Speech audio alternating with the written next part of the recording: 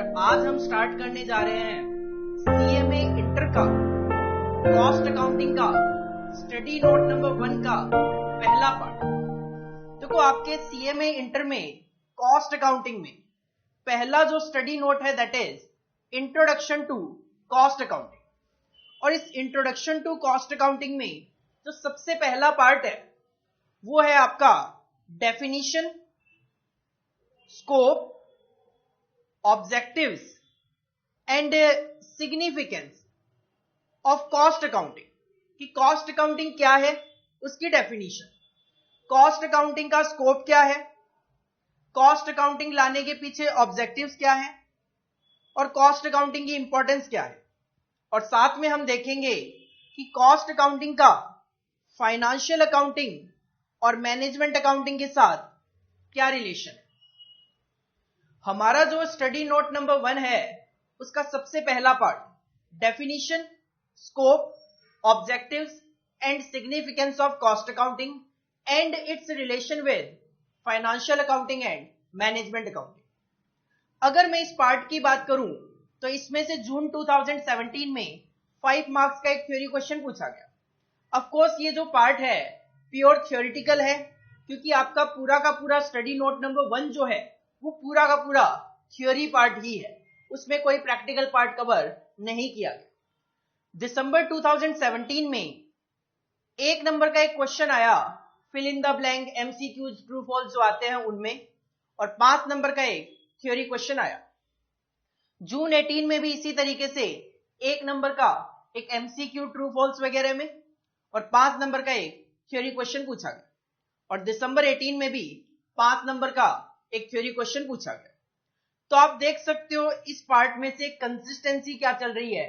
5 number का theory question हमारे exam में हर बार पूछा गया और 2 बार ऐसा हुआ कि एमसीक्यू, ट्रू फॉल्स में भी 1-1 नंबर का क्वेश्चन पूछा गया। तो आप एक्सपेक्ट कर सकते हो एग्जाम पॉइंट ऑफ व्यू से कि 5 से 6 नंबर के क्वेश्चन आपसे इस पार्ट में से पूछे जा सकते हैं।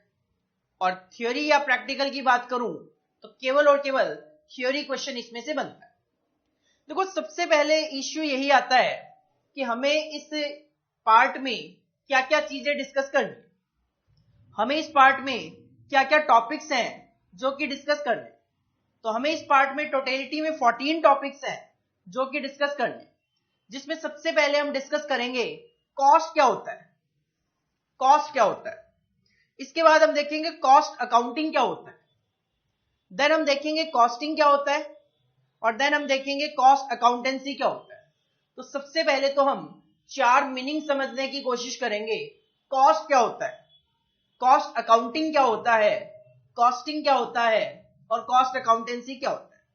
जनरल सेंस में अगर मैं बात करूं, हम इन चारों वर्ड को इंटरचेंजेबली यूज कर लेते हैं।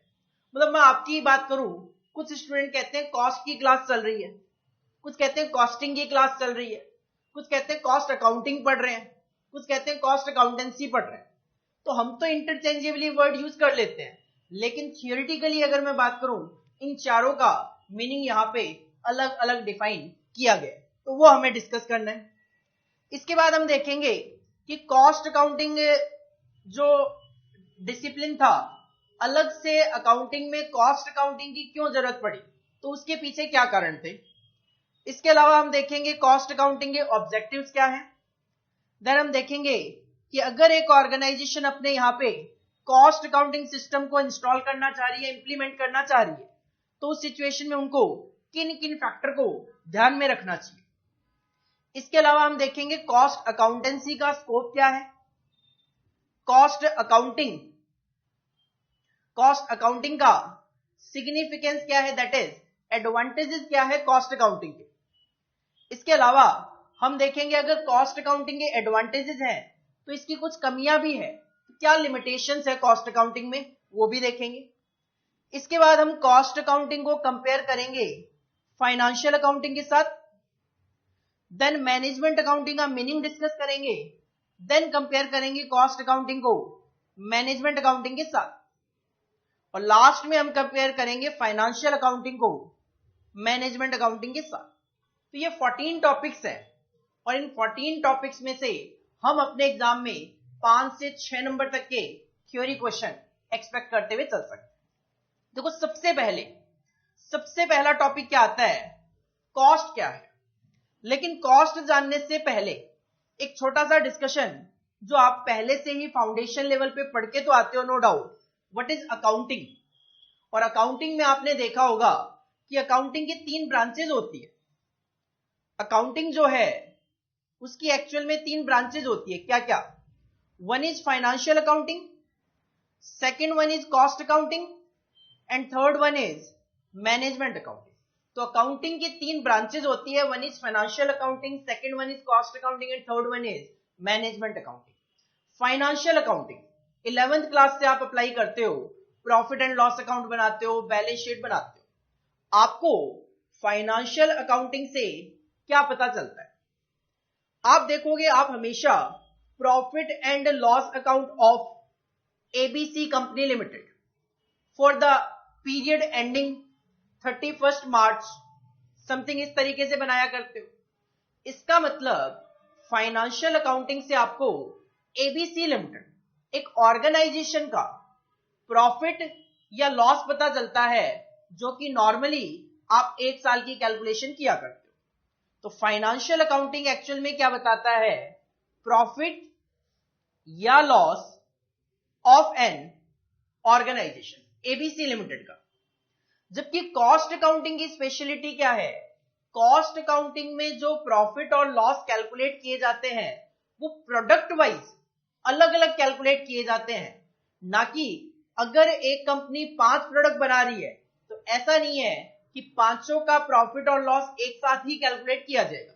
नहीं, जब आप फाइनेंशियल अकाउंटिंग की बात करते हो और profit and loss account of ABC limited बनाते हो, तो अगर कंपनी 5 प्रोडक्ट बना रही है तो प्रॉफिट एंड लॉस अकाउंट में आपको 500 का अलग अलग प्रॉफिट या लॉस दिखाई नहीं देता, आपको वहां पे एक सिंगल प्रॉफिट या सिंगल लॉस दिखाई देता है कंपनी का।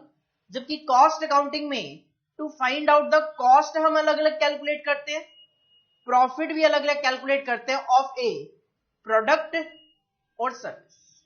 अगर मैं सीए इंटर को पढ़ाता हूं, उसके प्रॉफिट और लॉस की अलग कैलकुलेशन करना चाहता हूं, सीएमए इंटर को पढ़ाता हूं, उसके लिए प्रॉफिट और लॉस की अलग कैलकुलेशन करना चाहता हूं, सीएमए फाइनल को पढ़ाता हूं, उसके लिए प्रॉफिट और लॉस की अलग कैलकुलेशन करना चाहता हूं, मुझे जो हेल्प करेगा वो कॉस्ट अकाउंटिंग हेल्प करेगा, ना कि फाइनेंशियल अकाउंटिंग। फाइनेंशियल अकाउंटिंग मुझे टोटल प्रॉफिट और लॉस ऑफ एन ऑर्गेनाइजेशन बताएगा, जबकि कॉस्ट अकाउंटिंग प्रोडक्ट और सर्विस की अलग अलग कॉस्ट और अलग अलग प्रॉफिट एनालाइज करने में हेल्प करेगा। और मैनेजमेंट का तो काम ही क्या होता है, डिसीजंस लेना।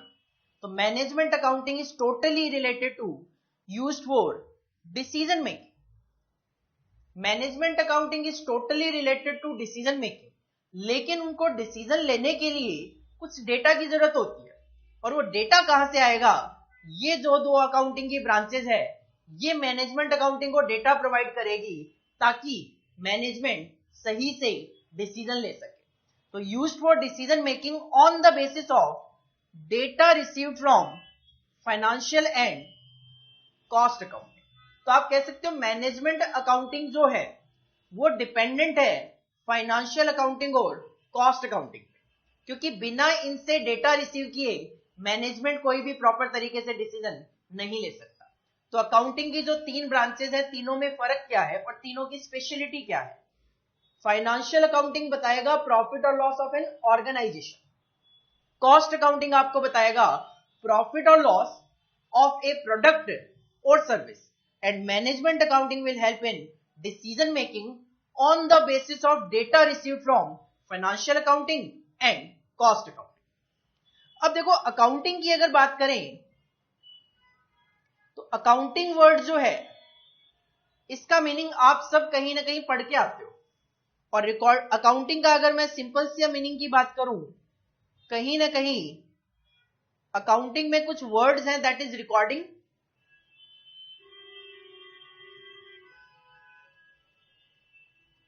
क्लासिफिकेशन,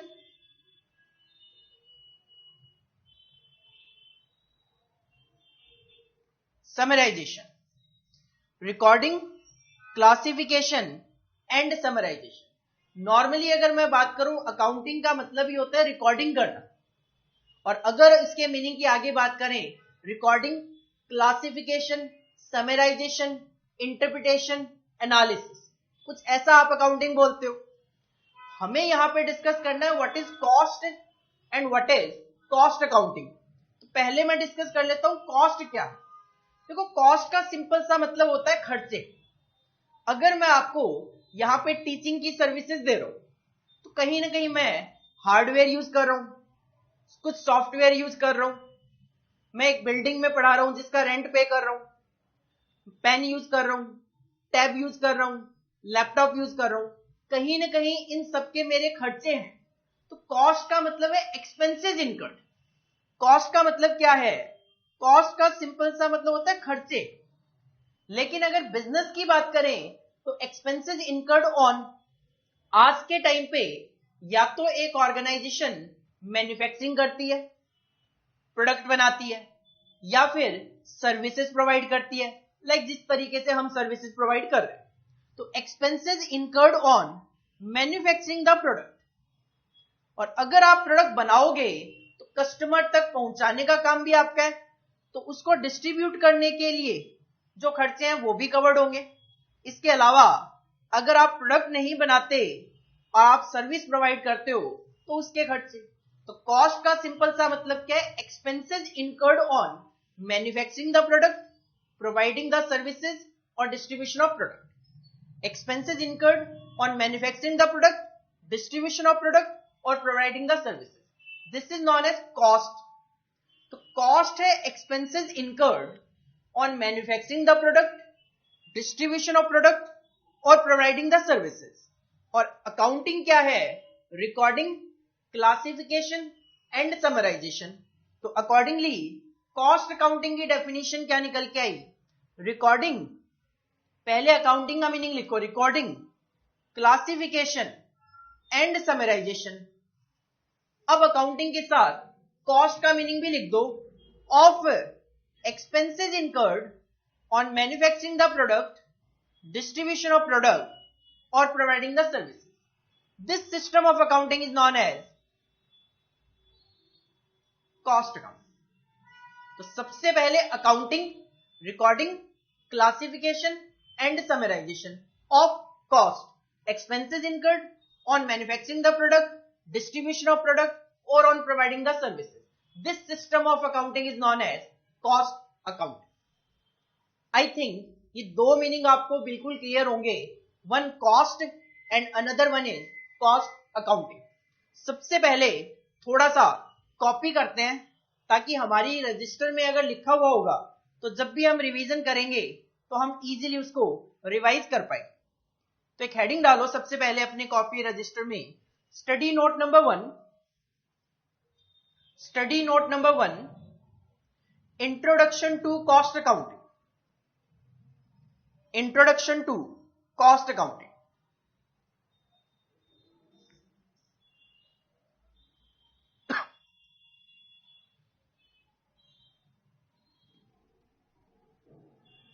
इसमें लिखो chapter number 1, chapter number 1, definition, scope, objectives and significance of cost accounting and its relationship with financial accounting and management accounting. साथ में इसकी वेटेज लिख लेना, 5 to 6 मार्क्स की वेटेज एग्जाम में हो सकती है। और ब्रैकेट में लिख लेना टी, टी का मतलब है थ्योरी, पी का मतलब चलेगा प्रैक्टिकल, टी का मतलब चलेगा थ्योरी। तो थ्योरी क्वेश्चन आपसे पूछा जा सकता है, 5 से 6 मार्क्स के क्यूज की वेटेज हो सकती है।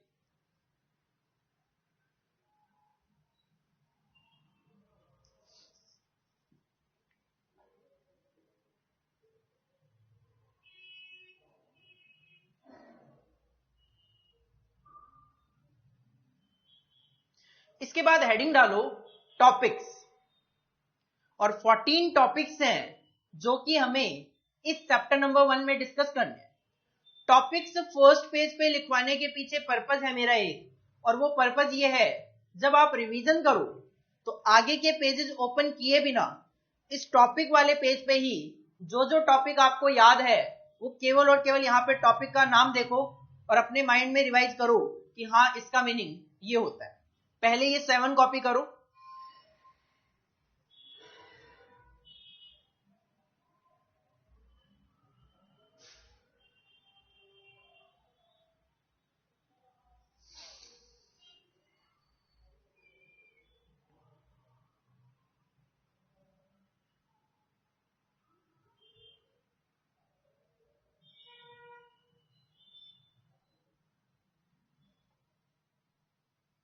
इसके बाद बैलेंस जो 7 टॉपिक्स है ये भी कॉपी करो।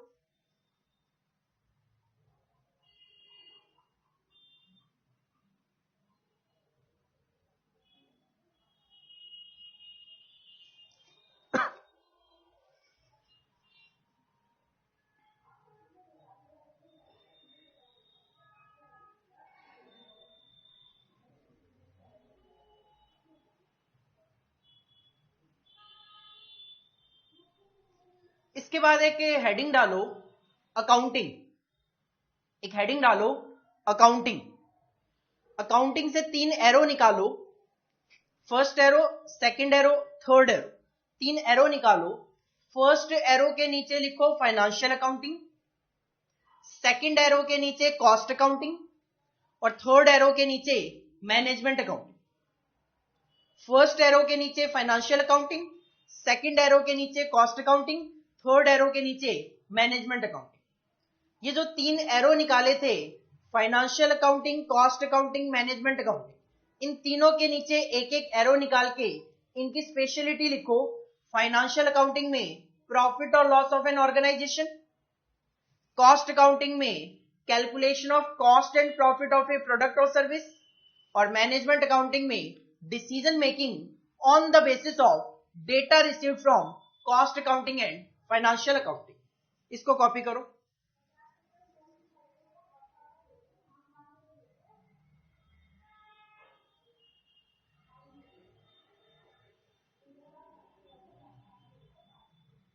हालांकि देखो ये सारी चीजें अपने नोट्स में लिखी हुई है, बट कॉपी करवाने के पीछे पर्पज ये है, एक तो जब आप कॉपी करोगे आपको थोड़ा चीजें याद हो जाएगी, और दूसरा पर्पज ये है कि थ्योरी पार्ट के लिए भी आपको नोट्स वगैरह रेफर ना करने पड़े, ये ना देखना पड़े कि कहाँ पे मुझे कौन सा टॉपिक पढ़ना है। सारा का सारा थ्योरी और प्रैक्टिकल पार्ट हमारे रजिस्टर में होगा। हम केवल और केवल अपने नोट्स प्रैक्टिकल क्वेश्चन को देखने के पॉइंट ऑफ व्यू से रेफर करेंगे। बाकी प्रैक्टिकल नोट्स, बाकी नोट्स जो है उसको हम बिल्कुल भी यूज नहीं करने वाले।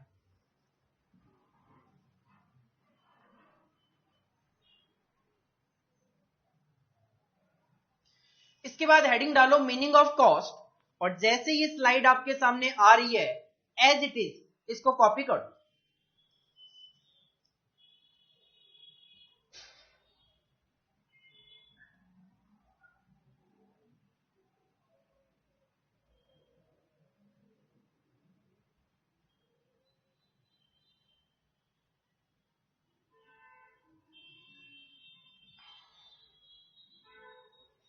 इसके बाद हेडिंग डालो मीनिंग ऑफ कॉस्ट अकाउंटिंग, और एज इट इज इस स्लाइड को कॉपी करो।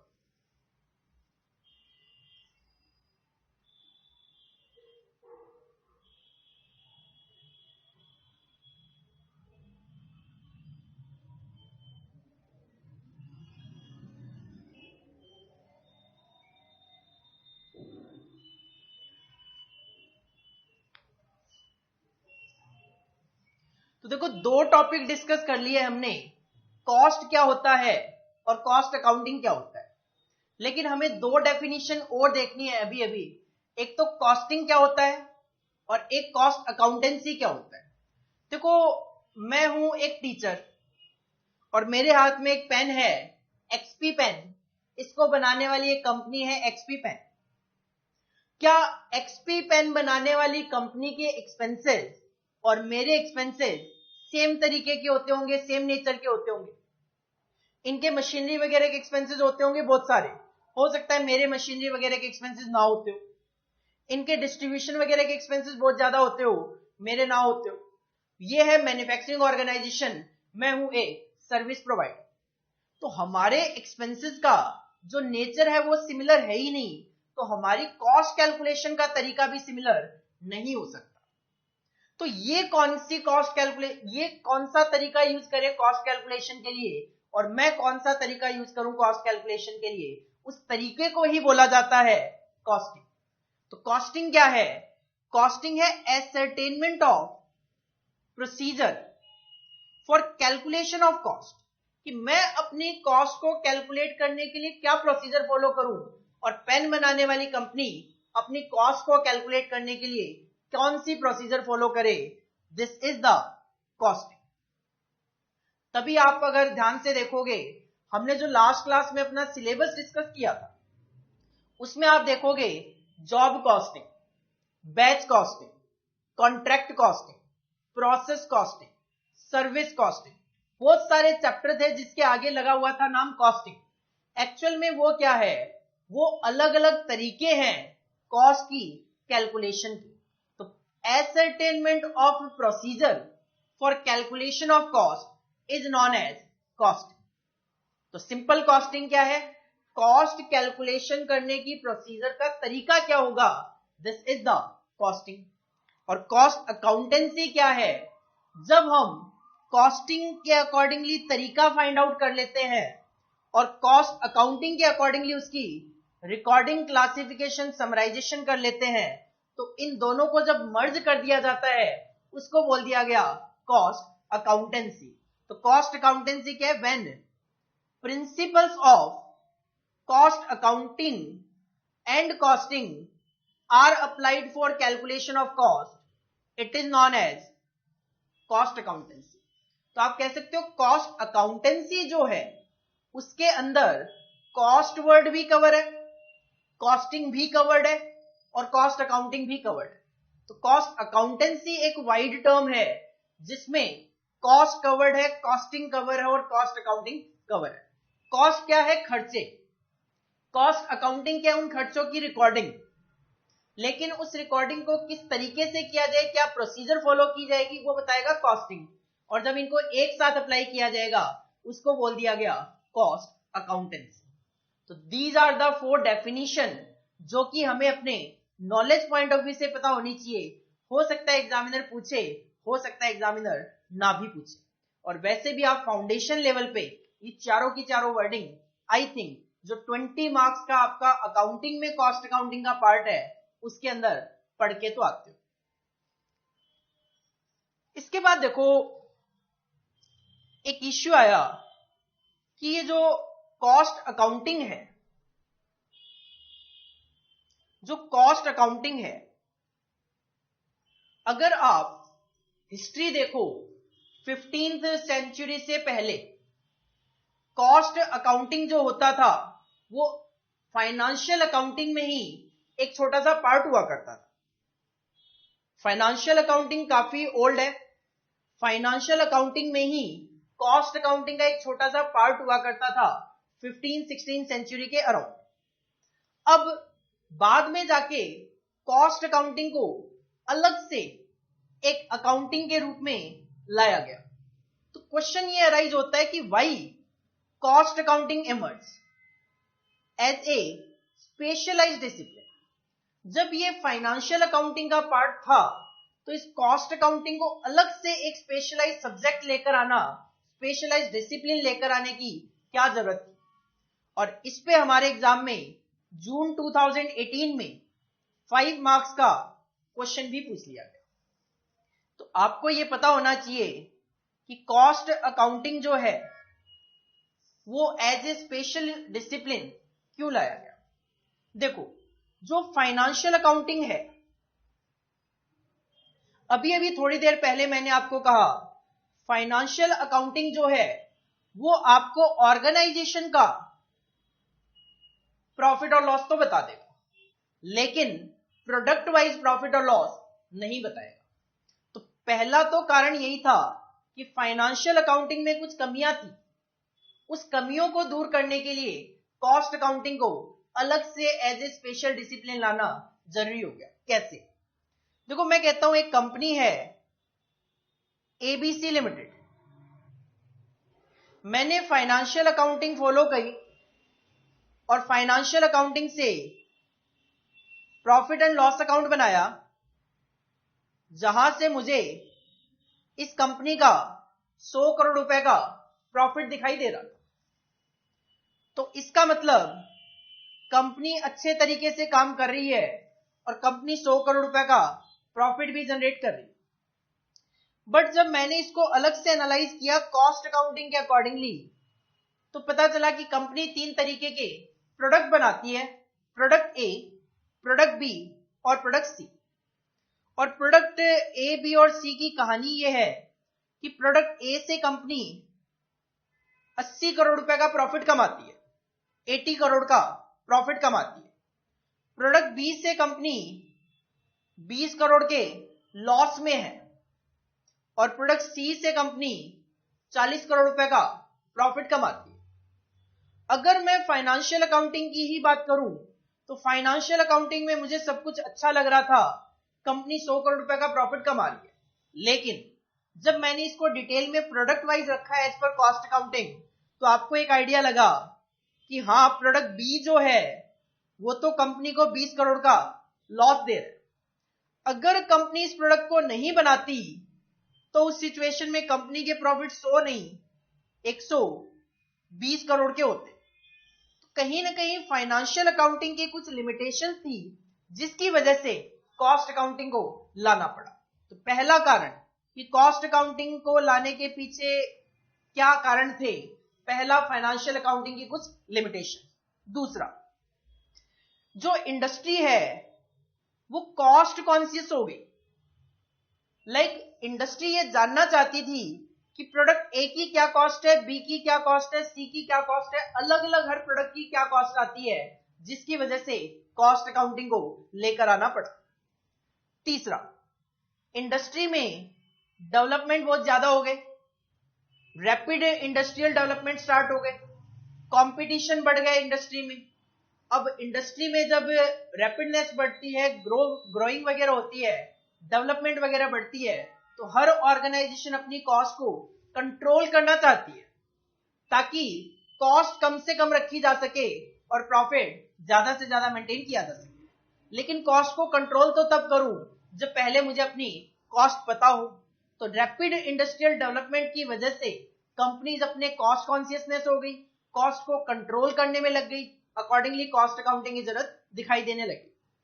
इसके अलावा हुआ क्या, जो ये वर्ल्ड वॉर वगैरह हुए, वर्ल्ड वॉर वगैरह में क्या होते हैं, डिमांड तो बढ़ जाती है प्रोडक्ट की, बट सप्लाई उस टाइम में क्या हो जाती है, कम हो जाती है। तो उस सिचुएशन में मैन्युफैक्चरिंग ऑर्गेनाइजेशन ने अपने प्राइस वगैरह बढ़ाने शुरू कर दिए। जब प्राइस बढ़ना शुरू हो गया तो उस सिचुएशन में कहीं ना कहीं कस्टमर के लिए चीजें क्या हो गई, महंगी हो गई। तो गवर्नमेंट ने एक इंटरफेरेंस किया कि आप इतने ज्यादा प्राइसेस इंक्रीज नहीं कर सकते। तो गवर्नमेंट ने क्या किया, कॉस्ट अकाउंटिंग इंट्रोड्यूस किया कि आप अपनी कॉस्ट इस तरीके से कैलकुलेट करो, हमें बताओ कि आपकी कॉस्ट क्या है, उसी के अकॉर्डिंगली आप मार्केट में एमआरपी वगैरह डिसाइड कर पाओगे। तो प्राइस राइज को कंट्रोल करने के लिए भी कॉस्ट कैलकुलेशन करना जरूरी था, क्योंकि बिना कॉस्ट कैलकुलेशन के आप प्राइस तो कैलकुलेट कर ही नहीं सकते। क्योंकि जब तक आपको यह पता नहीं होगा कि 10 रुपए मेरी इस चीज को बनाने की कॉस्ट है, तब तक आप उसका सेलिंग प्राइस कैसे डिसाइड करोगे। इसके अलावा मार्केट में कंपटीशन बढ़ गया, कंपटीशन बढ़ गया तो अगेन हर कंपनी अपनी कॉस्ट को कम करने में लग गई, तो कॉस्ट अकाउंटिंग की जरूरत दिखाई देने लगी। इसके अलावा कॉस्ट कंट्रोल तो मेन पर्पस था ही। इसके अलावा गवर्नमेंट का इंटरफेरेंस हुआ, गवर्नमेंट ने एक्ट बना दिए, एसेंशियल कमोडिटीज एक्ट, जिसमें उन्होंने कहा प्रोडक्ट पे एमआरपी लिखो। एमआरपी तो तब लिखूं जब पहले अपनी कॉस्ट बताओ। Industrial development and regulation act, जिसमें कॉस्ट ऑडिट वगैरह को मैंडेटरी कर दिया गया कि आपको अपने कॉस्ट अकाउंटिंग रिकॉर्ड मेंटेन करने पड़ेंगे। कॉस्ट अकाउंटिंग स्टैंडर्ड इंट्रोड्यूस कर दिए, लेटेस्ट में अगर बात करें तो cost accounting recording rules introduce कर दिए, लेटेस्ट में अगर बात करें तो कहीं ना कहीं गवर्नमेंट ने एसेंशियल कमोडिटीज एक्ट वगैरह बना दिए, जिसकी वजह से कॉस्ट अकाउंटिंग जरूरी लगने लग गया। कहीं ना कहीं कॉस्ट अकाउंटिंग के आने के पीछे कारण क्या थे, फाइनेंशियल अकाउंटिंग की कमियां। लोग कॉस्ट कॉन्शियसनेस हो गए, इंडस्ट्री में डेवलपमेंट बढ़ गया, प्राइस राइज को कंट्रोल करने के लिए कंपटीशन बढ़ गया मार्केट में, कॉस्ट को कंट्रोल करने के लिए, और गवर्नमेंट ने जो एक्ट बनाए उनके साथ कंप्लाई विद करने के लिए हमें अपनी कॉस्ट कैलकुलेट करना जरूरी हो गया। अकॉर्डिंगली एक अलग डिसिप्लिन की जरूरत पड़ने लग गई कि फाइनेंशियल अकाउंटिंग में ये जो छोटा सा पार्ट है इससे बात नहीं बनेगी, कॉस्ट अकाउंटिंग को अलग से एज ए डिसिप्लिन इंट्रोड्यूस किया जाना चाहिए। अकॉर्डिंगली इसको as a new discipline, as a separate discipline introduce किया गया। 7 रीजंस है। आपके एग्जाम में क्वेश्चन अगर आएगा दोबारा से रिपीट होगा, 5 नंबर की उसकी वेटेज होगी, तो 7 ये जो पॉइंट है, ये 7 के 7 पॉइंट अगर हम लिख के आएंगे तो हमें 5 में से 5 पूरे नंबर मिलेंगे। कॉपी करते हैं थोड़ा सा और, हेडिंग डालो मीनिंग ऑफ कॉस्टिंग, और ये सिंपल सा जो मीनिंग है इसको आप कॉपी कर लो।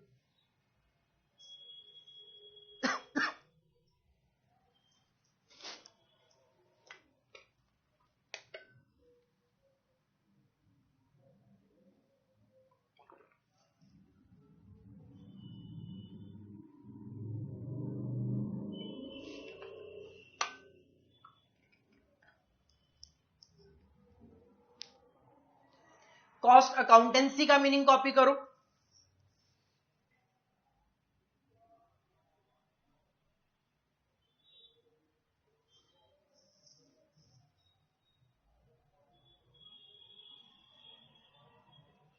इसके बाद हेडिंग डालो why cost accounting emerged as a specialised discipline.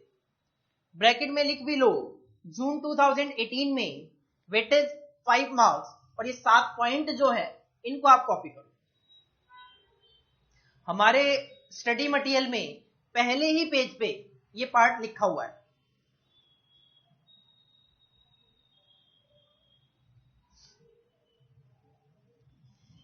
इसके बाद अगर बात करें तो कॉस्ट अकाउंटिंग जो है, कॉस्ट अकाउंटिंग के ऑब्जेक्टिव्स क्या हैं? कॉस्ट अकाउंटिंग के ऑब्जेक्टिव्स क्या हैं? What are the objectives of cost accounting? तो सिंपल सी बात करूं, कॉस्ट अकाउंटिंग के सबसे 3 बेसिक जो ऑब्जेक्टिव है वो है कॉस्ट कैलकुलेट करना, प्रॉफिट कैलकुलेट करना और सेलिंग प्राइस डिसाइड करना। जब कंपनी को पता चल जाता है कि मेरी कॉस्ट है 10 रुपए की, अगर वो 15 रुपए में उसको सेल कर दे तो पता लग गया 5 रुपए का प्रॉफिट है। जब कंपनी को पता लग जाता है कि 10 रुपए की मेरी कॉस्ट है तो वो अपना उसमें प्रॉफिट मार्जिन ऐड करके से एग्जांपल 2 रुपए का मार्केट में सेलिंग प्राइस डिसाइड कर सकती है 12 रुपए। तो 3 objective simple, cost calculation, profit calculation और सेलिंग प्राइस का डिटरमिनेशन। पहला एसरटेनमेंट ऑफ कॉस्ट, एक तो आप इससे कॉस्ट कैलकुलेट कर सकते हो, दूसरा सेलिंग प्राइस डिटरमाइन कर सकते हो, फोर्थ प्रॉफिट कैलकुलेट कर सकते हो।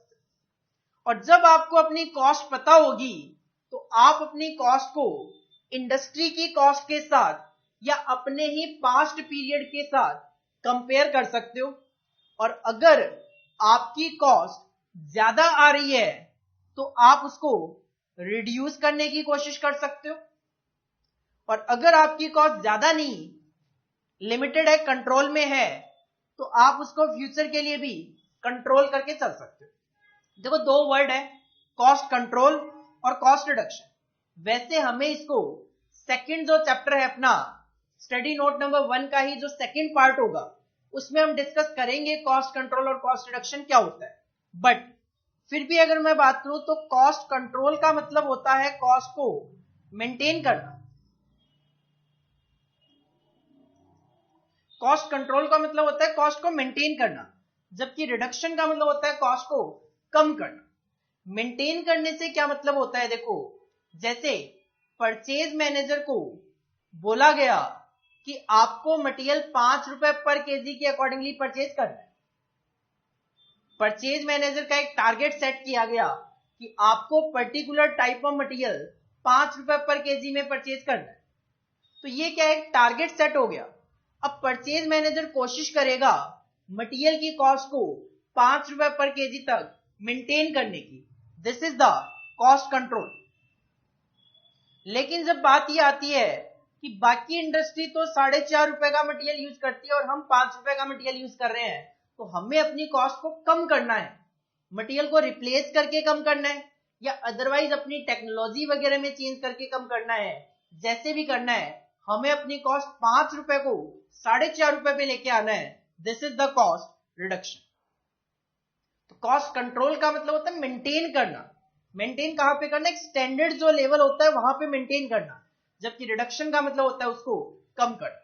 इसके अलावा ऑफ कोर्स हमने जब मैनेजमेंट अकाउंटिंग देखा था अभी थोड़ी देर पहले, तो वहां पे लिखा हुआ था मैनेजमेंट अकाउंटिंग का काम है डिसीजन मेकिंग, और वो भी on the basis of data receive from financial accounting के साथ साथ कॉस्ट अकाउंटिंग से भी डेटा रिसीव होगा। तो कॉस्ट अकाउंटिंग हेल्प करेगा, असिस्ट करेगा इन मैनेजियल डिसीजन मेकिंग। तो कॉस्ट अकाउंटिंग मैनेजमेंट को डिसीजन लेने में हेल्प करेगा। और इसके अलावा to determine the valuation of inventory.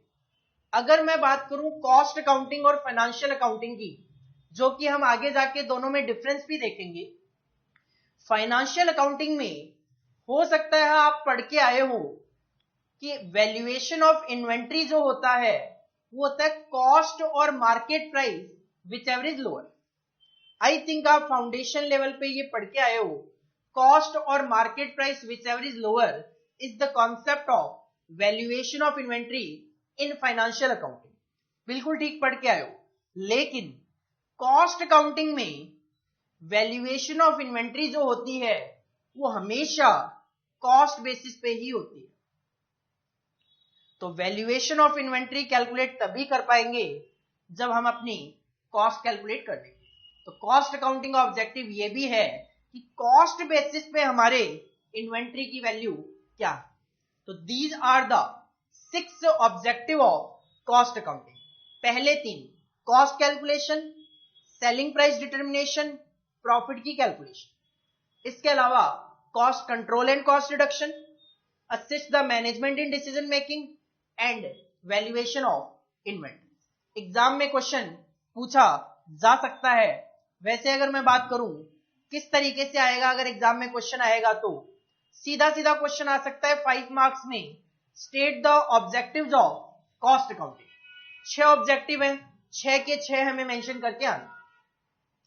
और दिसंबर 2017 में मैच द फॉलोइंग जो क्वेश्चन आते हैं हमारे एग्जाम में, उनमें क्वेश्चन था एक, कॉलम 1 में लिखा हुआ था ऑब्जेक्टिव ऑफ कॉस्ट अकाउंटिंग। ये सिंगल नहीं था, इसके साथ कुछ और भी थे, बट वो इस चैप्टर से रिलेट नहीं करते। जिस चैप्टर से रिलेट करेंगे उसी में हम देखेंगे। तो इधर लिखा हुआ था ऑब्जेक्टिव ऑफ कॉस्ट अकाउंटिंग और इधर ये पार्ट लिखे हुए थे। हमें मैच करना है कि कॉस्ट अकाउंटिंग का ऑब्जेक्टिव क्या है। तो ये आप मैच तभी कर पाओगे जब आपको ये 6 के 6 ऑब्जेक्टिव याद होंगे। तो कहीं ना कहीं आप इसमें देख सकते हो, सी जो है to determine the value of closing inventory, this is the objective of cost accounting. तो इस तरीके से आपके एग्जाम में क्वेश्चन पूछा जा सकता है। हेडिंग डालो ऑब्जेक्टिव्स ऑफ कॉस्ट अकाउंटिंग और ये 6 ऑब्जेक्टिव जो है कॉपी करो।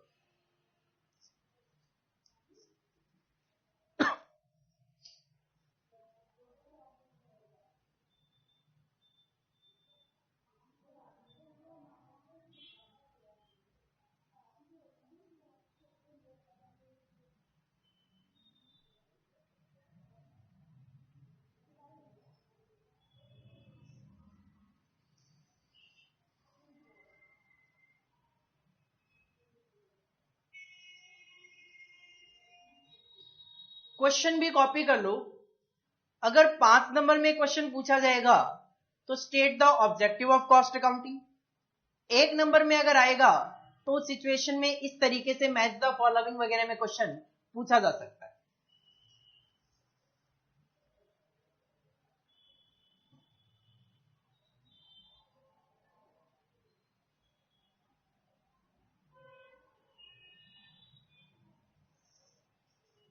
टॉपिक है हमारा, अगर एक ऑर्गेनाइजेशन कॉस्ट अकाउंटिंग सिस्टम को अपनी ऑर्गेनाइजेशन में पहली बार अप्लाई करना चाहती है उनको किन किन फैक्टर्स को ध्यान में रखना चाहिए। These are known as essential factors for installing cost accounting system. कि सर कौन कौन से फैक्टर ध्यान में रखने चाहिए एक ऑर्गेनाइजेशन में कॉस्ट अकाउंटिंग सिस्टम को इंस्टॉल करते वक्त। सबसे पहली बात, आप अपनी ऑर्गेनाइजेशन में कॉस्ट अकाउंटिंग सिस्टम अप्लाई कर रहे हो तो कौन कौन से पॉइंट ध्यान में रखो। कहते हैं सबसे पहले तो आप ये जो कॉस्ट अकाउंटिंग सिस्टम इंस्टॉल कर रहे हो, क्यों कर रहे हो, वो ऑब्जेक्टिव माइंड में लेकर आओ। क्योंकि कॉस्ट अकाउंटिंग का ऑब्जेक्टिव तो कॉस्ट कैलकुलेशन भी है, प्रॉफिट कैलकुलेशन भी है, सेलिंग प्राइस को फिक्स करना भी है, कॉस्ट कंट्रोल, कॉस्ट रिडक्शन भी है, मैनेजमेंट को असिस्ट करना भी है। आपका क्या ऑब्जेक्टिव है? The objective of the costing system, कि कॉस्टिंग जो सिस्टम आप इंस्टॉल करने जा रहे हो, क्या ऑब्जेक्टिव है इसके पीछे। For example, whether it is being introduced for, क्या आप cost accounting system price fix करने के लिए इंस्टॉल कर रहे हो, या फिर for insisting A system of, या फिर आपका टारगेट कॉस्ट कंट्रोल है। तो पहला फैक्टर जो आपके माइंड में होना चाहिए कॉस्ट अकाउंटिंग सिस्टम को इंस्टॉल करते वक्त, वो क्या होना चाहिए sir, objective of the installation of cost accounting system. क्या मैं प्राइस फिक्सेशन के लिए अप्लाई करने जा रहा हूं, या फिर कॉस्ट कंट्रोल के लिए, या फिर प्रॉफिट के लिए, या फिर मैनेजमेंट को असिस्ट करने के लिए, कौन सा आपका ऑब्जेक्टिव है। दूसरा, आपका जो बिजनेस है उस बिजनेस का नेचर क्या है। आपका जो बिजनेस है वो कौन सी इंडस्ट्री में काम करता है। एक है मैन्युफैक्चरिंग इंडस्ट्री, एक है सर्विस इंडस्ट्री। क्या इस पेन बनाने वाली कंपनी की कॉस्ट की कैलकुलेशन का तरीका और मेरी टीचिंग की सर्विसेज की कॉस्ट कैलकुलेशन का तरीका सेम होगा? ऑफ कोर्स नहीं। इसके अपने अलग तरीके के खर्चे होते हैं, मेरे अपने अलग तरीके के खर्चे होते हैं, तो दोनों की कॉस्ट कैलकुलेशन का तरीका सेम नहीं हो सकता। तो कहते हैं the industry in which business is operating, उसको माइंड में लेकर आओ। क्योंकि अगर आप सर्विस इंडस्ट्री में हो तो आपको सर्विस कॉस्टिंग यूज करनी पड़ेगी। अगर आप मैन्युफैक्चरिंग इंडस्ट्री में हो, सर्विस कॉस्टिंग वहां पे अप्लाई नहीं हो सकती। तीसरा पॉइंट, ऑर्गेनाइजेशन जो है आपकी, उसकी हायरार्की क्या है। से एग्जांपल, टॉप मैनेजमेंट, उसके बाद सीनियर मैनेजर, उसके बाद मैनेजर, उसके बाद असिस्टेंट मैनेजर, और उसके बाद से एग्जांपल सुपरवाइजर, उसके बाद वर्कर। क्या हर एक जो ये मैंने अभी अभी हायरार्की आपको बताई, क्या हर एक को कॉस्ट अकाउंटिंग से जो इंफॉर्मेशन चाहिए वो सेम होगी? क्या वर्कर ये जानना चाहता है कि भाई कॉस्ट कितनी आनी चाहिए प्रोडक्ट को बनाने की? नहीं, उसको क्या मतलब, उसको तो अपने काम से मतलब है। वो तो कहीं ना कहीं प्रोडक्शन मैनेजर, परचेज मैनेजर, उनकी रिस्पॉन्सिबिलिटी है कि 50 रुपए तक कॉस्ट को मेंटेन करते हुए चलना है। Worker is not responsible for that. Worker तो क्या जानना चाहता है, वर्कर तो ये जानना चाहता है कि मैं अगर एक प्रोडक्ट की यूनिट बना रहा हूं तो ये कितने टाइम में बन जानी चाहिए, मैं उसके हिसाब से काम करने की कोशिश करता हूं। तभी तो वर्कर को स्टैंडर्ड टाइम बताए जाते हैं कि एक यूनिट को बनाने के लिए 3 घंटे लगने चाहिए। अगर आप 3 घंटे से कम पे काम कर लोगे बोनस मिलेगा, तो वर्कर जानना चाहता है कितना बोनस मिलेगा। अगर आप 3 घंटे से ज्यादा लोगे तो पेनल्टी लगेगी, तो वर्कर जानना चाहता है कितनी पेनल्टी लगेगी। जबकि टॉप मैनेजमेंट जो है वो डिसीजन मेकिंग के लिए डेटा चाहिए उसको, वो पता करना चाहता है कि अगर एक ऑर्गेनाइजेशन 4 प्रोडक्ट बना रही है तो कहीं ऐसा तो नहीं है किसी प्रोडक्ट से लॉसेज हो रहे हो। अगर लॉसेज हो रहे हैं किसी प्रोडक्ट से तो क्या उसको फ्यूचर में कंटिन्यू करना चाहिए कि नहीं करना चाहिए। तो हर एक जो ऑर्गेनाइजेशन की हायरार्की पे, पोजीशन पे बंदे बैठे हैं, उनकी कॉस्ट अकाउंटिंग से अलग अलग इंफॉर्मेशन की रिक्वायरमेंट होती है। तो जो आप कॉस्ट अकाउंटिंग इंस्टॉल करने जा रहे हो, ध्यान रखना कि हर एक हायरार्की पे जो पोजीशन पे बंदा बैठा है, उनको जिस इंफॉर्मेशन की जरूरत हो वो information cost accounting system provide करवा सके। तो ऑर्गेनाइजेशन हायरार्की में यही लिखा हुआ है, कॉस्टिंग जो सिस्टम, जो भी आप कॉस्ट अकाउंटिंग सिस्टम इंस्टॉल करने जा रहे हो, should fulfil the information requirement of different levels of management. Top management की इंफॉर्मेशन भी प्रोवाइड करवाए, वर्कर को जो इंफॉर्मेशन चाहिए उसको वो भी मिले।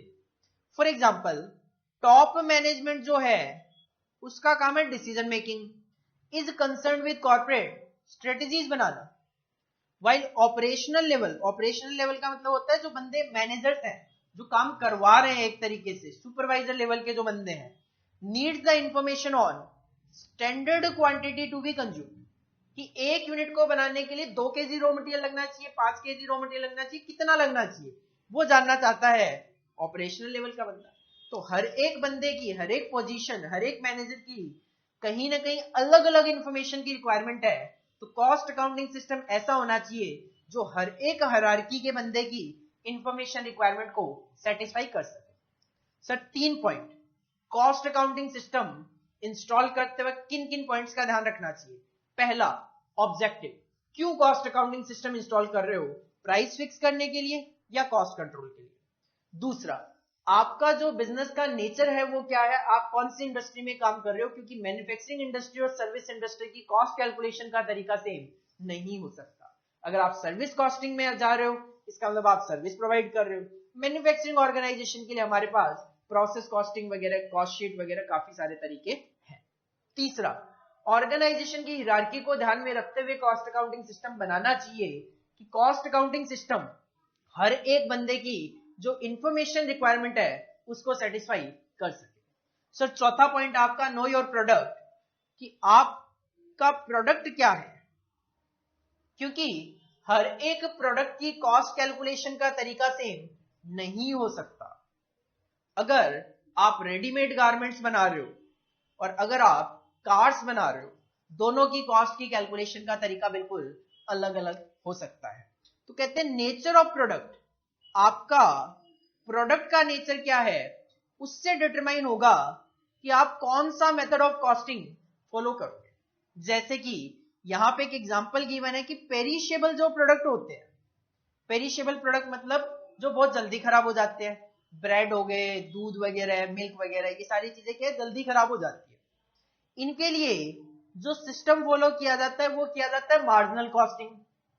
किस लिए, देखो सिंपल सी बात है, अगर एक प्रोडक्ट है उसकी मान लो एक कंपनी ने 10,000 यूनिट बनाई, एक प्रोडक्ट की एक कंपनी ने 10,000 यूनिट बनाई, उसकी 4 दिन की लाइफ है, उस प्रोडक्ट की 4 दिन की लाइफ है, कंपनी ने 10,000 यूनिट एक पर्टिकुलर डे बनाई, पहले दिन 2,000 यूनिट बिक गई, दूसरे दिन भी 2,000 यूनिट बिक गई, तीसरे दिन भी 2,000 यूनिट बिक गई। 10,000 में से 2,000 करके 3 दिन में 6,000 यूनिट आपकी बिक गई। अब फोर्थ डे जो कि लास्ट डे है, एक्सपायरी डेट है, उस दिन 4,000 यूनिट मेरे पास पड़ी हुई है। तो एस्टिमेशन तो यही कहता है कि मैक्सिमम टू मैक्सिमम 2,000 यूनिट और बिक जाएगी, लेकिन 2,000 यूनिट खराब हो जाएगी। तो इस सिचुएशन में ऑर्गेनाइजेशन जानना चाहती है कि कम से कम किस प्राइस पे मैं इसको बेच दूं, लॉसेस भी ना हो, सारा माल भी निकल जाए। तो उसके लिए मार्जिनल कॉस्टिंग है जो कि हमें बताता है किस तरीके से मिनिमम प्राइस कैलकुलेट किया जाता है ताकि हम उस प्राइस पे अपने माल को 4,000 यूनिट जो बची हुई है 4 डे बेचने की कोशिश करें, ताकि हमें भी नुकसान ना हो, कस्टमर को भी माल सस्ता मिल जाए। तो कहते हैं nature of product determine the type of costing to be implemented. For example, in case of a perishable product, marginal costing is used to know the minimum price at which product can be sold. पांचवा point sir, आप जो cost accounting की recording करने वाले हो उस recording को maintain करने का आपका क्या तरीका होगा। आपने लास्ट क्लास में चैप्टर्स के जो नाम लिखे थे, chapter number 7, 7A, 7B, chapter number 7 का नाम लिखा नॉन इंटीग्रेटेड अकाउंट्स और चैप्टर नंबर 7A का नाम लिखा इंटीग्रेटेड अकाउंट्स। एक्चुअल में कॉस्ट अकाउंटिंग में these are the 2 methods of recording. आप जो ट्रांजैक्शन करते हो उसको नॉन इंटीग्रेटेड अकाउंटिंग सिस्टम के अकॉर्डिंगली रिकॉर्ड कर सकते हो, या फिर आप अपने ट्रांजैक्शन को इंटीग्रेटेड अकाउंटिंग सिस्टम के अकॉर्डिंगली मेंटेन कर सकते हो।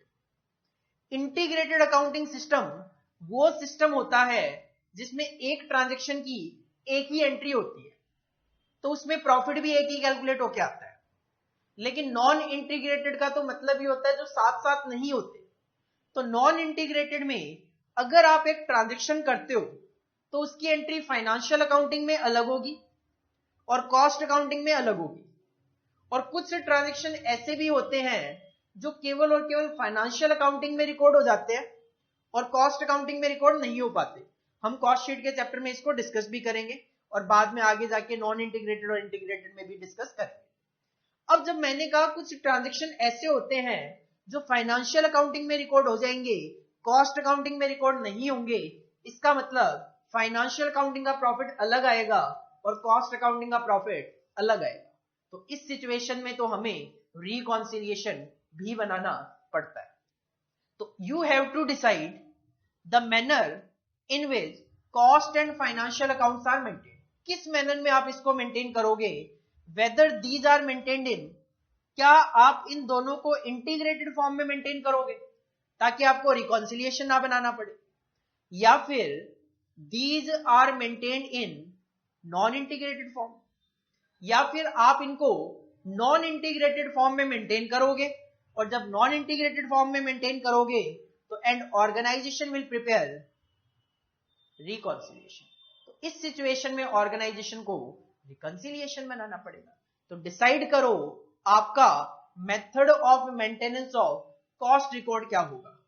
और जो लास्ट पॉइंट है दैट इज, आप देखो आपकी ऑर्गेनाइजेशन पे कौन कौन से स्टैट्यूटरी कंप्लायंस अप्लाई होते हैं और क्या आपको ऑडिट वगैरह भी करवाना है। जैसे फाइनेंशियल अकाउंट्स का ऑडिट होता है वैसे कॉस्ट अकाउंटिंग का भी ऑडिट होता है, कॉस्ट ऑडिट। जैसे अकाउंट्स में अकाउंटिंग स्टैंडर्ड होते हैं वैसे कॉस्ट में कॉस्ट अकाउंटिंग स्टैंडर्ड होते हैं। तो क्या आप पे कोई कॉस्ट अकाउंटिंग स्टैंडर्ड अप्लाई होता है, क्या आपको कॉस्ट ऑडिट करवाना है, उसके अकॉर्डिंगली आप अपना कॉस्ट अकाउंटिंग सिस्टम इंस्टॉल करते हुए चलो। स्टैट्यूटरी का मतलब होता है मैंडेटरी, कंप्लायंस का मतलब होता है प्रोविजंस। तो जो प्रोविजन गवर्नमेंट की तरफ से मैंडेटरी है और क्या आपको उनका ऑडिट भी करवाना है, तो record are to be maintain. तो जो आप रिकॉर्ड मेंटेन करो वो ऐसे करो टू कंप्लाई विद, ताकि वो जो प्रोविजंस है गवर्नमेंट के बताए हुए एक्ट के अकॉर्डिंगली उसके अकॉर्डिंगली करो। And applicable cost accounting standard to be follow. और अगर आप पे कोई कॉस्ट अकाउंटिंग स्टैंडर्ड अप्लाई होता है तो भी आपको उसको फॉलो करना पड़ेगा। तो कॉस्ट अकाउंटिंग सिस्टम ऐसा होना चाहिए जो स्टैट्यूटरी कंप्लायंस और कॉस्ट अकाउंटिंग सिस्टम को भी कॉस्ट अकाउंटिंग स्टैंडर्ड्स को भी फॉलो कर सके। तो सर 6 पॉइंट है अपने पास। अगर एग्जाम में क्वेश्चन आया अपने को 5 पॉइंट मेंशन करने हैं 5 नंबर के लिए। सर क्या क्या 6 पॉइंट है, जब हम कॉस्ट अकाउंटिंग सिस्टम अपनी ऑर्गेनाइजेशन में पहली बार इंस्टॉल कर रहे हैं तो हमें कौन कौन से फैक्टर्स ध्यान में रखने चाहिए। सर पहला ऑब्जेक्टिव ध्यान में रखना है कि हम जो कॉस्ट अकाउंटिंग सिस्टम इंस्टॉल कर रहे हैं उसके पीछे ऑब्जेक्टिव क्या है। दूसरा नेचर ऑफ द बिजनेस और इंडस्ट्री, कि हर एक इंडस्ट्री और बिजनेस का कॉस्ट कैलकुलेशन का तरीका सेम नहीं हो सकता। तो आप किस बिजनेस में हो, किस इंडस्ट्री में हो, उसी के अकॉर्डिंगली आपको अपनी कॉस्ट कैलकुलेट करनी पड़ेगी। तीसरा, आप अपने प्रोडक्ट को जानो, नो द प्रोडक्ट, क्योंकि प्रोडक्ट जो बनाओगे उसके अकॉर्डिंगली आपको अपना मेथड ऑफ कॉस्टिंग फॉलो करते हुए चलना।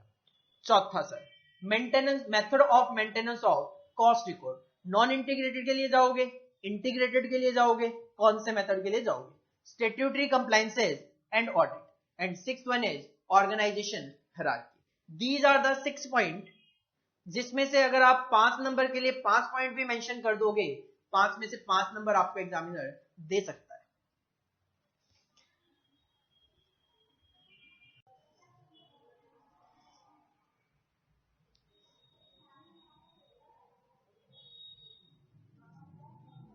इसके बाद नेक्स्ट टॉपिक आता है हमारा स्कोप ऑफ कॉस्ट अकाउंटेंसी। जो कॉस्ट अकाउंटेंसी है, मैंने आपको अभी अभी मीनिंग बताते वक्त भी बताया कॉस्ट अकाउंटेंसी एक वाइड टर्म है जिसके अंदर कॉस्ट अकाउंटिंग और कॉस्टिंग कवर्ड है।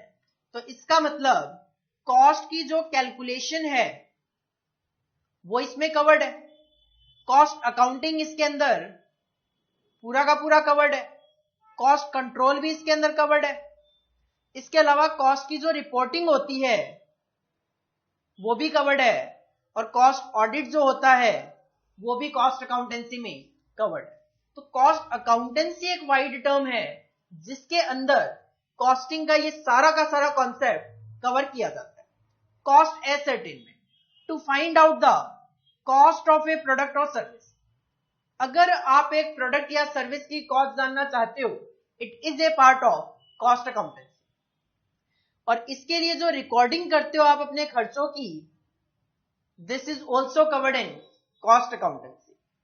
अब अगर आपकी कॉस्ट मेंटेन करनी है आपको किसी स्टैंडर्ड लेवल पे, जैसे मैंने अभी कहा परचेज मैनेजर का एक टारगेट सेट किया गया, 5 रुपए पर केजी में मटेरियल परचेज करके लाना है, this part is also covered in cost accountancy.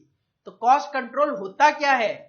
It is the process, ये एक्चुअल में एक प्रोसेस है किस चीज की? Of regulating the action.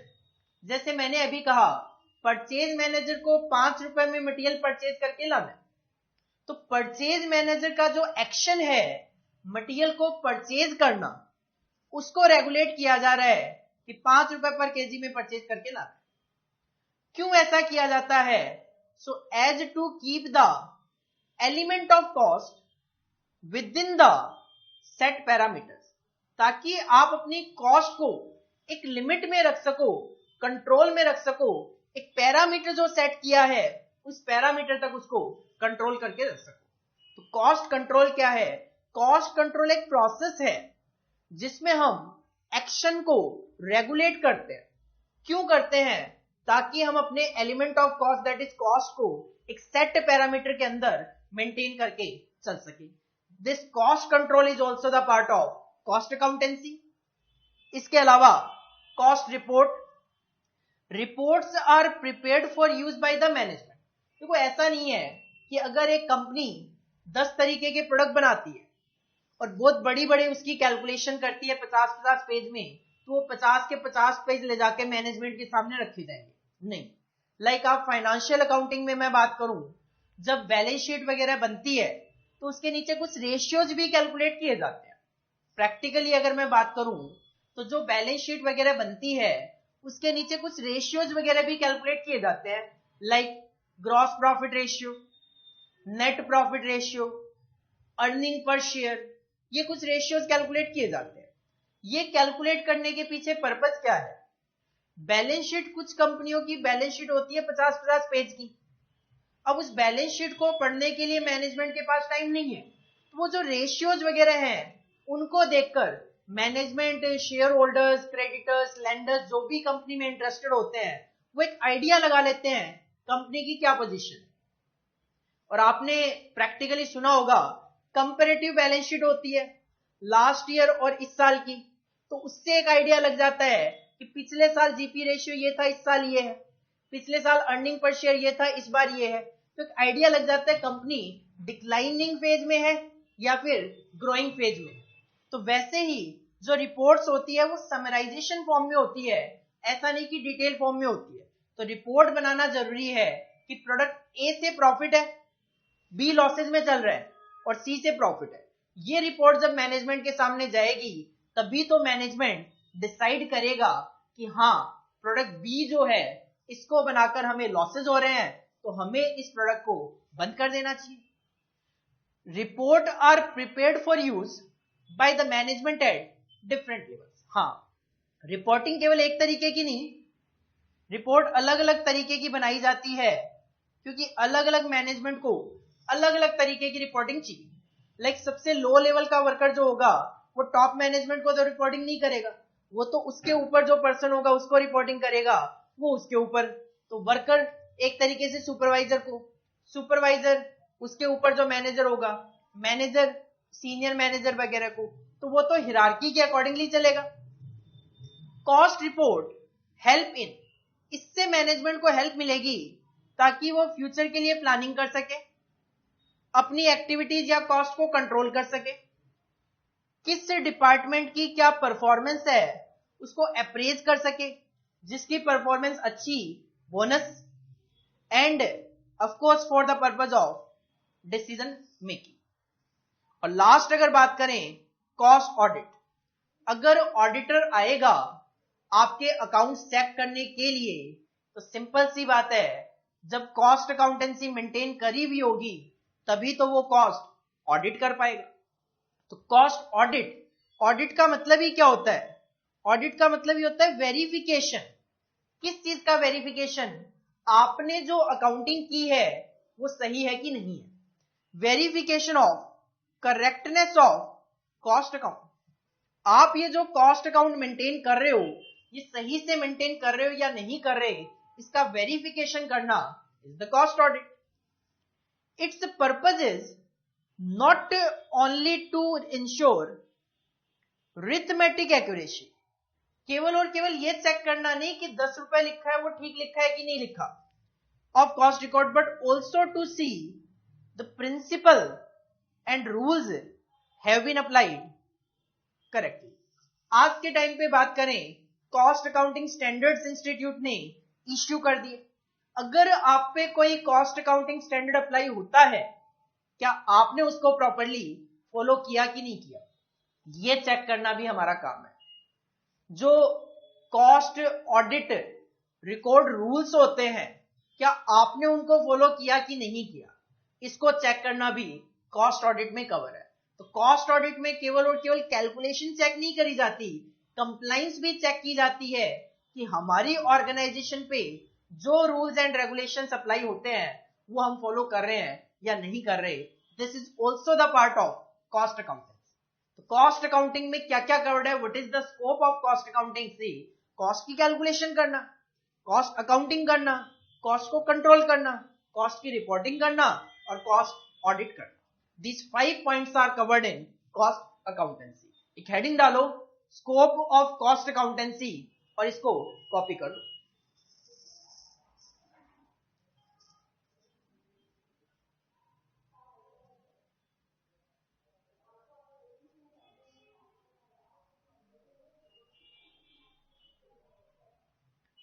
और स्कोप ऑफ कॉस्ट अकाउंटेंसी पे अगर मैं बात करूं, 2 बार क्वेश्चन टच किया गया।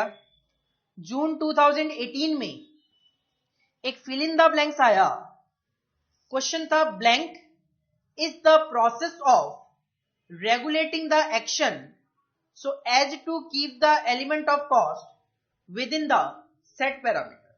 और हमें अभी अभी पढ़ के आए हैं कॉस्ट कंट्रोल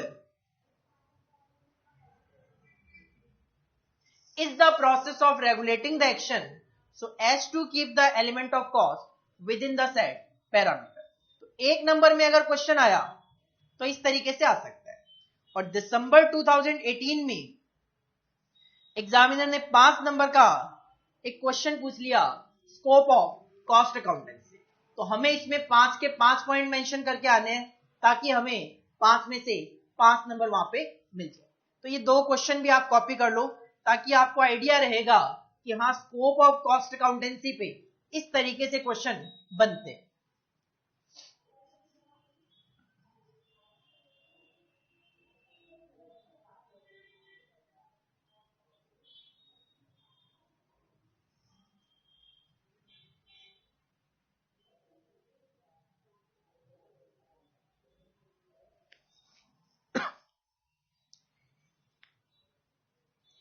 इसके बाद अगर हम बात करें कॉस्ट अकाउंटिंग के कुछ फायदे और कुछ कमियां, तो पहले फायदे देख लेते हैं। Advantages of cost accounting. Cost accounting के क्या क्या फायदे? देखो कॉस्ट अकाउंटिंग के अगर फायदों की बात करें, सिंप्लीफिकेशन के साथ चलूं तो पहला पॉइंट, सबसे पहले थर्ड पॉइंट देखो, cost accounts is useful for price fixation.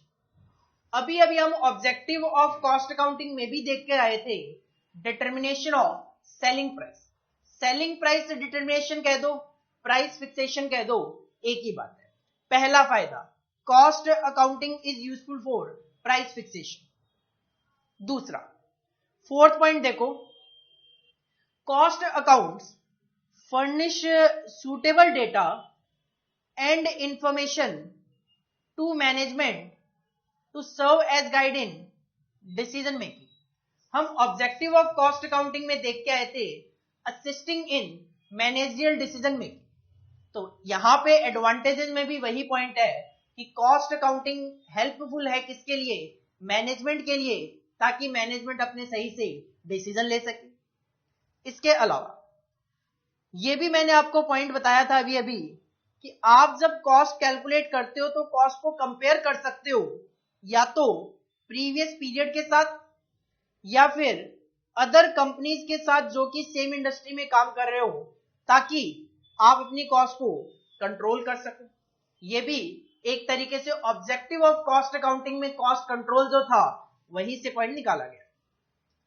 तो ये 3 पॉइंट जो है वो तो बिल्कुल सेम तरीके से वहीं से निकाल लिए। इसके अलावा सेकंड पॉइंट भी मैंने स्टार्टिंग में डिस्कस किया था, it identify the unprofitable product A, B और सी।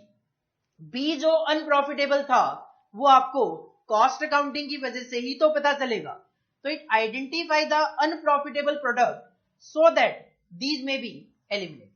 4 पॉइंट तो ऐसे ही बन गए हमारे, 3 पॉइंट तो हमने निकाल लिए ऑब्जेक्टिव ऑफ कॉस्ट अकाउंटिंग में से, प्राइस फिक्सेशन, दूसरा मैनेजमेंट के लिए डिसीजन मेकिंग में हेल्प करता है, तीसरा कॉस्ट कंट्रोल के लिए पॉइंट ऑफ व्यू से बात करी हमने कि कॉस्ट कंपेयर कर सकते हो अपने साथ प्रीवियस पीरियड के या फिर दूसरी कंपनीज के साथ जो कि सेम इंडस्ट्री में काम कर रही हो, और अनप्रॉफिटेबल जो एक्टिविटीज है उनको आप आइडेंटिफाई कर सकते हो। कुछ इसी से मिलता जुलता सा पॉइंट है point number 1, a cost system reveals unprofitable activities. यहां पे बात चल रही थी अनप्रॉफिटेबल प्रोडक्ट की और यहां पे बात चल रही है अनप्रॉफिटेबल एक्टिविटीज की, लॉसेस की, या जो इनएफिशिएंसी हो जाती है accruing in any form such as wastage of manpower, जिसको हम बोलते हैं आइडल टाइम। जो हम चैप्टर देखेंगे एम्प्लॉय कॉस्ट का, cost accounting standard 7, idle time या जिसको लॉस टाइम बोला जाता है। आइडल टाइम वो टाइम होता है जिसमें वर्कर खाली बैठा है ऑर्गेनाइजेशन के अंदर, एम्प्लॉयर को वेजेस पे करनी पड़ती है, मशीन खराब हो गई, मशीन खराब होने की वजह से वर्कर खाली बैठा हुआ है, तो वो क्या है, wastage of man power. Wages जा रही है, मशीन खराब है, वर्कर काम नहीं कर पा रहा। इसी तरीके से wastage of material, process costing का चैप्टर जब हम देखेंगे तो हम देखेंगे कि ऑर्गेनाइजेशन कुछ लॉसेस तो एक्सपेक्ट करके चलती है, लेकिन कई बार जो हम लॉस एक्सपेक्ट करते हैं उससे भी ज्यादा स्क्रैप हो जाता है। जैसे मान लो नॉर्मल है कि मैं अगर एक टेलर को 2 मीटर कपड़ा दूंगा एक शर्ट के लिए, तो वो जब कटिंग करेगा तो उसमें थोड़ा बहुत तो कटिंग में वेस्ट जाएगा, लेकिन अगर वो गलत कटिंग कर दे तो हो सकता है उस सिचुएशन में वेस्टेज ज्यादा हो जाए क्लॉथ की। तो वो क्या है, वेस्टेज ऑफ मटेरियल है। और वेस्टेज ऑफ रिसोर्सेज हो सकता है, like inadequate utilisation of plant and machinery. आपके जो वर्कर्स हैं आप उनको प्रॉपर ट्रेनिंग नहीं देते, जिसकी वजह से वो एडिक्वेटली प्लांट एंड मशीनरी को यूज नहीं कर पाते, और जितना प्रोडक्शन उस पर हो सकता है उतना प्रोडक्शन आप नहीं कर पा रहे। तो वो क्या है, रिसोर्सेज का आप वेस्टेज करते हुए चल रहे हो। तो कहीं ना कहीं अनप्रॉफिटेबल एक्टिविटीज जो होती है वो भी हम कॉस्ट अकाउंटिंग में डिस्कस करते हैं। आप देखोगे पहला जो पार्ट है wastage of manpower, employee cost के चैप्टर में हम डिस्कस करें। वेस्टेज ऑफ मटेरियल, मटेरियल के चैप्टर में भी थोड़ा पार्ट आएगा और प्रोसेस कॉस्टिंग में भी एनालाइज करेंगे। वेस्टेज ऑफ रिसोर्सेज, ओवरहेड वगैरह के चैप्टर में हम इसको डिस्कस करते हैं। तो अलग अलग पार्ट है हमारे सिलेबस में जो कि इन एक्टिविटीज को, जो कि ऑर्गेनाइजेशन के लिए अनप्रॉफिटेबल है, उसको आइडेंटिफाई करने में और उसको कम करने में मदद करेगी। इसके अलावा 6 पॉइंट, कॉस्ट अकाउंटिंग में जब हम मटेरियल का चैप्टर पढ़ेंगे तो वहां पे आप एक सिस्टम देखोगे, परपीचुअल इन्वेंट्री सिस्टम। परपीचुअल इन्वेंट्री सिस्टम में क्या होता है, इसमें एक प्रोसीजर होती है और उस प्रोसीजर में किया क्या जाता है, continuous stock taking. Continuous stock taking का मतलब है कंटिन्यूअस बेसिस पे हमारे पास जो स्टॉक पड़ा हुआ होता है उसकी टेकिंग का मतलब होता है उसका वेरिफिकेशन करना कि कहीं पड़ा माल खराब तो नहीं हो रहा, कहीं माल चोरी तो नहीं हो गया। तो जितना मैं अपने अकाउंटिंग में से एग्जांपल मैं अपने अकाउंटिंग में दिखा रहा हूं कि मेरे पास 1000 यूनिट है, तो हम टाइम टू टाइम बेसिस पे चेक करते रहते हैं कि क्या 1000 यूनिट अगर मेरे पास अकाउंटिंग में है तो वो 1000 यूनिट मेरे पास एक्चुअल में स्टॉक में है भी कि नहीं है, कहीं खराब तो नहीं हो गई, चोरी तो नहीं हो गई। इस वजह से टाइम टू टाइम क्या करवाया जाता है, continuous stock taking is an essential feature of cost system. तो इससे आपको फायदा ये होगा, आपका स्क्रैप कम होगा। जो आपको लगेगा कि माल खराब होने वाला है उसको आप मार्केट में पहले सेल कर सकते हो, अगर मटेरियल है तो पहले उसको यूज कर सकते हो। और इसके अलावा ऑफ कोर्स जो आप अभी अभी कॉस्ट ऑडिट देखकर आए थे, जिसमें हमने कहा हम करवाते हैं verification of correctness of cost accounting और एप्लीकेशन की कंप्लाइंस से जो अप्लाई होती है कॉस्ट अकाउंटिंग स्टैंडर्ड वगैरह, क्या वो आपने फॉलो किए या नहीं किए। तो कॉस्ट ऑडिट होने से क्या होगा, organisation prevent manipulation and fraud. अगर कुछ लोग मिलकर गलत काम कर रहे होंगे, मैनिपुलेशन कर रहे होंगे या फ्रॉड करने की कोशिश कर रहे होंगे, तो वो फ्रॉड से बचा जा सकता है, उसको प्रिवेंट किया जा सकता है। तो कॉस्ट अकाउंटिंग के फायदे क्या है, 3 फायदे तो निकाल लो ऑब्जेक्टिव से। प्राइस फिक्सेशन, दूसरा कॉस्ट कंट्रोल। कॉस्ट कंट्रोल में आप लिखो कॉस्ट कंपैरिजन, या तो प्रीवियस पीरियड के साथ या फिर दूसरी कंपनीज के साथ इन द सेम इंडस्ट्री। इसके अलावा मैनेजरियल डिसीजन मेकिंग में हेल्प करना। ये 3 पॉइंट तो ऑब्जेक्टिव से निकाल लो। इसके अलावा एक चौथा पॉइंट जो मैंने आपको पहले एग्जांपल दिया था, अनप्रॉफिटेबल प्रोडक्ट फाइंड आउट करना, उससे निकालो। अनप्रॉफिटेबल प्रोडक्ट जब माइंड में आए तो इससे एक नया पॉइंट याद कर लो, अनप्रॉफिटेबल एक्टिविटीज। एक्टिविटीज में अनप्रॉफिटेबल में क्या हो सकता है, मटेरियल वेस्ट कर सकते हो, लेबर अपना टाइम वेस्ट कर सकती है और रिसोर्सेज का वेस्टेज हो सकता है। इसके अलावा कॉस्ट ऑडिट मैनिपुलेशन फ्रॉड रोकने में हेल्प करेगा, और परपीचुअल इन्वेंट्री सिस्टम जिसमें कंटिन्यूअस स्टॉक टेकिंग होती रहती है उसमें स्क्रैप वगैरह कम होने के चांसेस बने रहेंगे। तो these are the 7 advantages of cost accounting. और कॉस्ट अकाउंटिंग के अगर एडवांटेजेस की मैं बात करूं, अभी तक एग्जाम में क्वेश्चन नहीं आया, तो इस बार हो सकता है आगे आने वाले टाइम में आपको इसका क्वेश्चन देखने को मिले।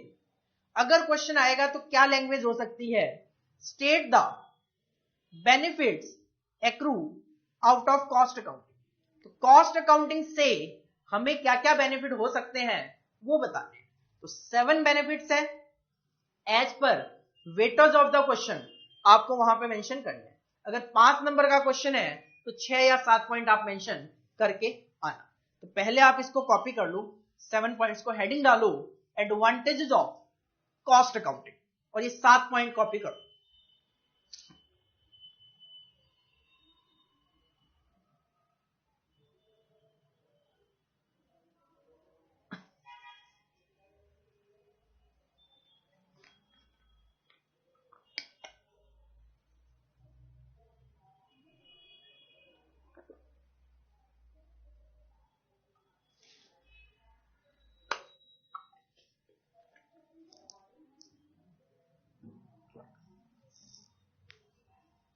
क्वेश्चन भी कॉपी कर लो, अगर क्वेश्चन एग्जाम में आएगा तो किस तरीके से पूछा जा सकता है।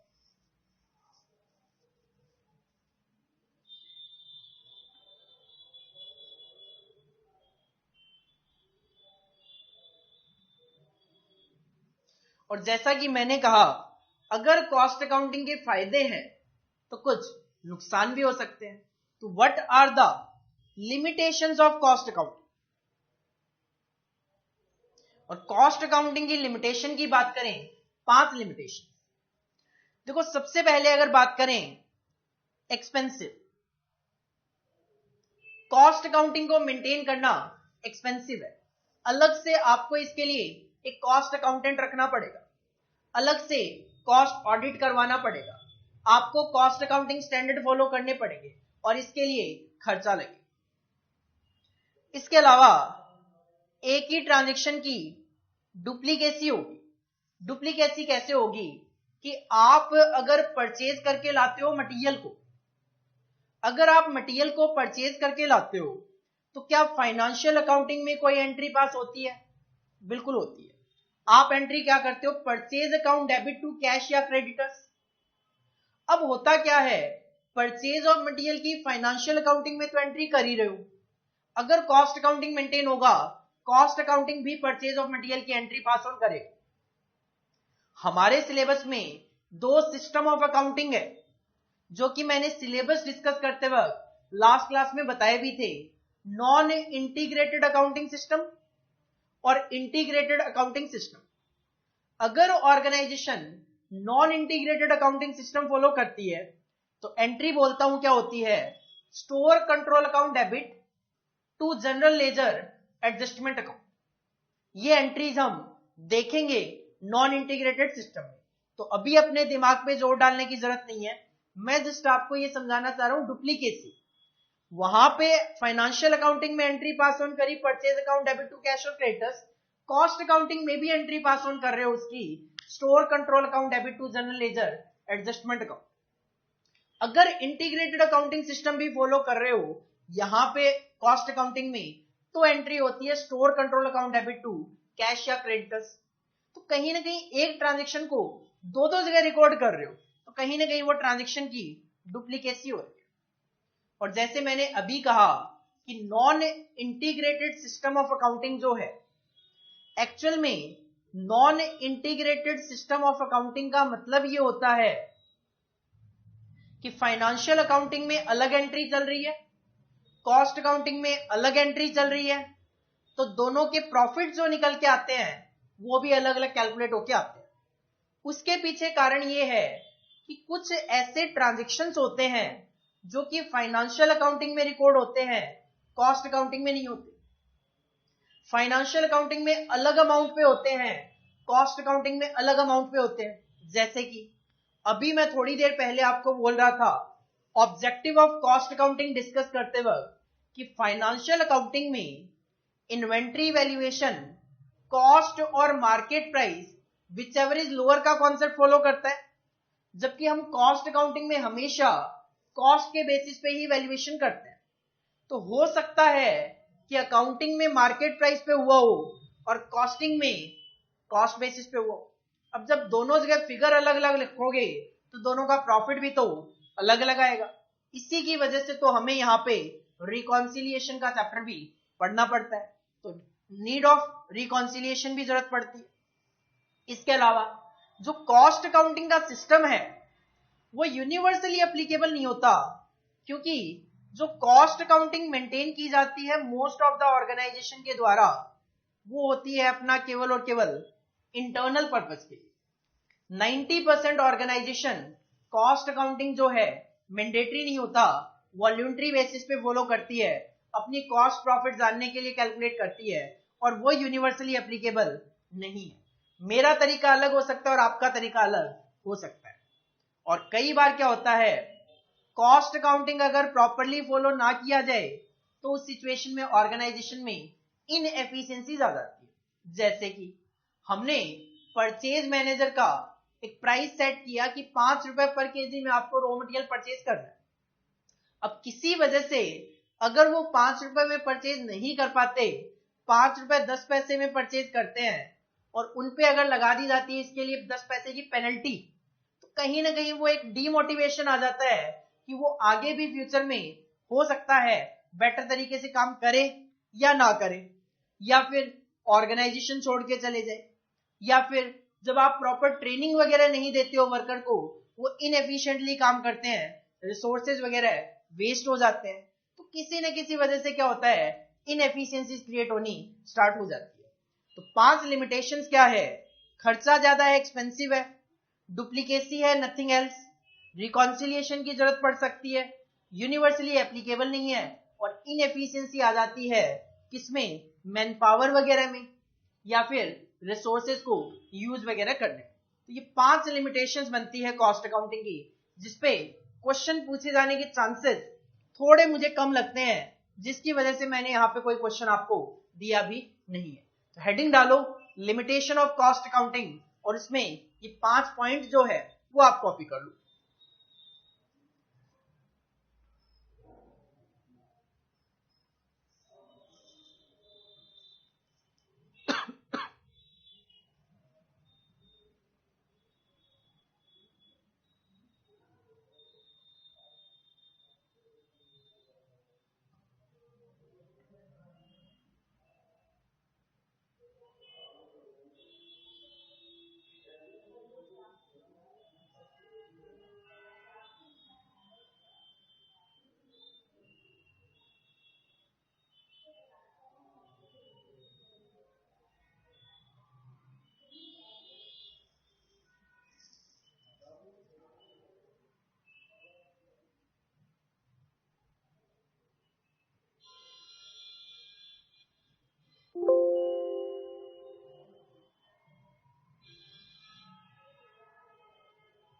तो आज का जो डिस्कशन है वो हम यही फिनिश करते हैं। पहली क्लास है, ज्यादा बर्डन आप पे नहीं डालूंगा। तो इस पार्ट में हमारे केवल और केवल 3 टॉपिक बचे, वैसे 4 हैं बट मेनली 3 है। कॉस्ट अकाउंटिंग का फाइनेंशियल अकाउंटिंग के साथ रिलेशन, फाइनेंशियल अकाउंटिंग का मैनेजमेंट अकाउंटिंग के साथ रिलेशन, और कॉस्ट अकाउंटिंग का मैनेजमेंट अकाउंटिंग के साथ रिलेशन। ये टॉपिक हमारे यहां पे बच गए। हाँ, मैनेजमेंट अकाउंटिंग की जब मैं बात करूंगा तो उसका मीनिंग भी पहले डिस्कस करूंगा, तो टोटलिटी में आप कह सकते हो 4 टॉपिक हमारे बच गए। फिर भी हमने आज 10 टॉपिक कवर कर दिए, और वो 10 टॉपिक क्या हैं वो रिवाइज करने के लिए सिंपल मैं टॉपिक्स पे आ जाता हूं।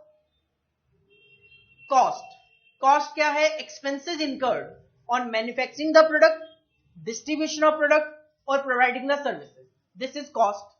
तो what is cost accounting?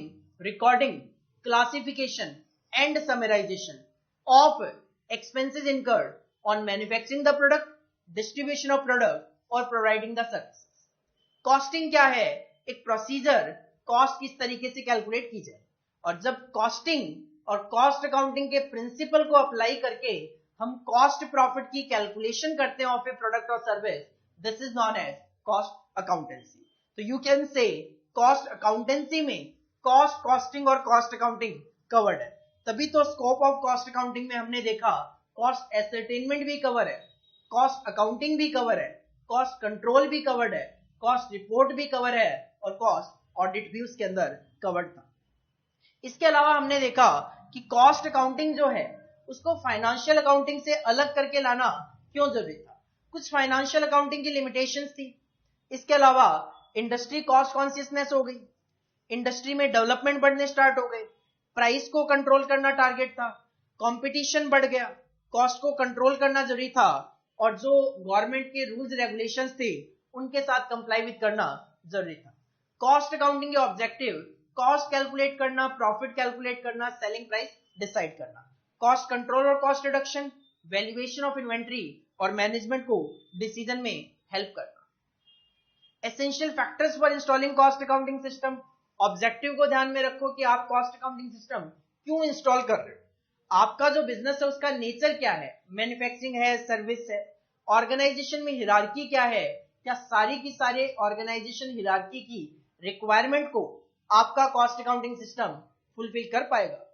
Know the product, आपका प्रोडक्ट क्या है, पेरिशेबल नेचर का प्रोडक्ट है तो go for marginal costing. Method क्या होगा कॉस्ट अकाउंटिंग मेंटेन करने का, इंटीग्रेटेड या फिर non integrated.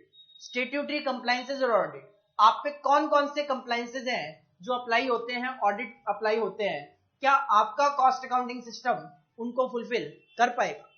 Scope of cost accountancy अभी बोला मैंने।